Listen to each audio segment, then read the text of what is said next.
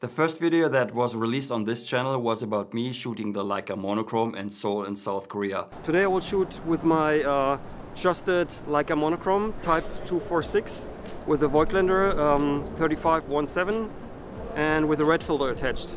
However, after that video was released, I've never featured the camera again, and the main reason is because after that video I did not really use it that much, and a couple months down the line I finally sold it. Now ever since I had plans to share with you the reasons why, because some of you were asking about it. Hello guys, welcome back to the channel. In today's video I want to share with you my experience shooting the Leica Monochrom Typ 246 for street photography.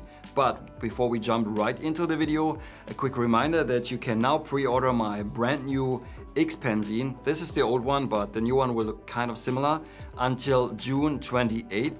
And when you do so, you will save shipping costs 50%, and shipping will start at the beginning of July. So if you want to pick one up, the link will be in the description box down below. Back in 2015, I bought my first Leica camera, the Leica Q, which is still until this day my favorite digital camera ever. But I was still lusting after this dedicated black and white camera, the Leica Monochrom. However, the high price tag initially kept me from buying one, but after a year I gave in and finally picked one up. I had the camera for about a year, and it was a kind of a love and hate relationship with a lot of ups and also downs. Only 2 weeks after receiving the camera, I noticed some dust behind the rear screen.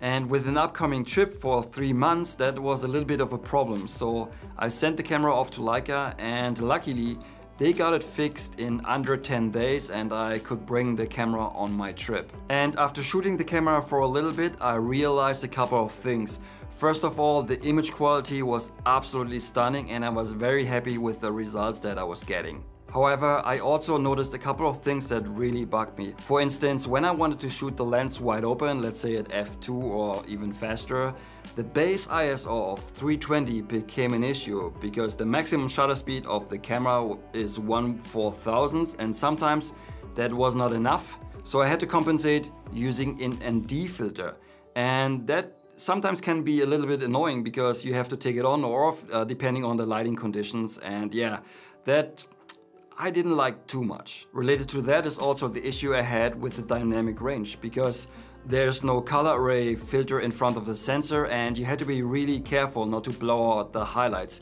because there was almost nothing to recover even in the RAW files. That wasn't a big problem when the lighting conditions didn't change, because I just set my exposure manually and I stayed around -1 EV, so on the underexposure side of things.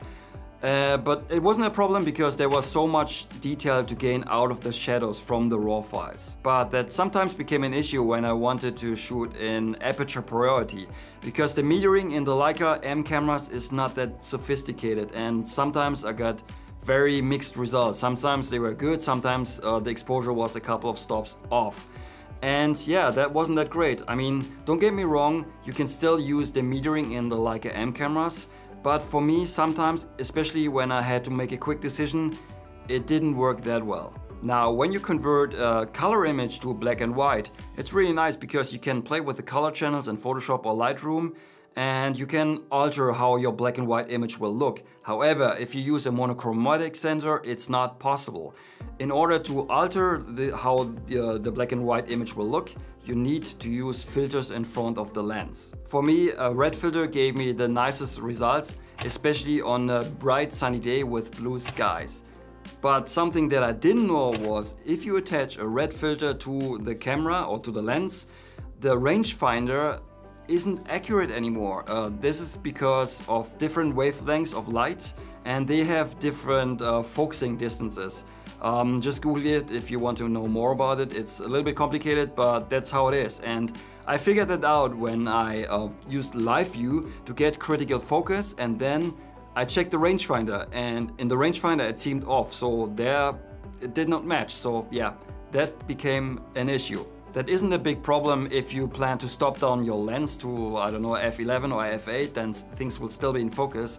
But the problem is the filter will also cut down your exposure by 3 stops, and then you might end up at ISO 6400 or maybe higher, even on a bright sunny day. In order to shoot wide open, I had to use live view or the optional EVF, but the problem is the one for the M240 is very laggy, low res, and overall it's not a great experience using it. Even though I really loved the results I was getting from the Leica Monochrom, like I just mentioned, I had some really frustrating moments, but those were not the main reasons I sold the camera. This here was one reason, and that is the Hasselblad X-Pan. And because I wanted to shoot more film, because I liked it so much, I thought about maybe I should get rid of the Leica Monochrom and get the Leica M6 instead. I did exactly that, and I've never looked back, and with the Leica M6 I can shoot different varieties of real black and white film and also color, so overall I think that was the right move. Now, do I regret selling it? Yeah, I mean, sometimes there are occasions where I wish I still had the camera. But overall, I think, what's the point of having a really expensive camera just sitting on the shelf and not using it? I mean, yeah, at least that's how I see it. Earlier this year, I tried the new Monochrom, the M10 one, and I have to say it's a really nice camera, but I have no intentions of getting one and I have no funds to get one. But if I could get one for free, would I use it? Hell yeah, definitely, I would definitely use it. Alright guys, that's it for today's video. Don't forget, if you want to pre-order my new X-Pan zine, the link will be in the description box down below. And yeah, I would say we will probably see each other hopefully again tomorrow in the next video. Until then, auf Wiedersehen.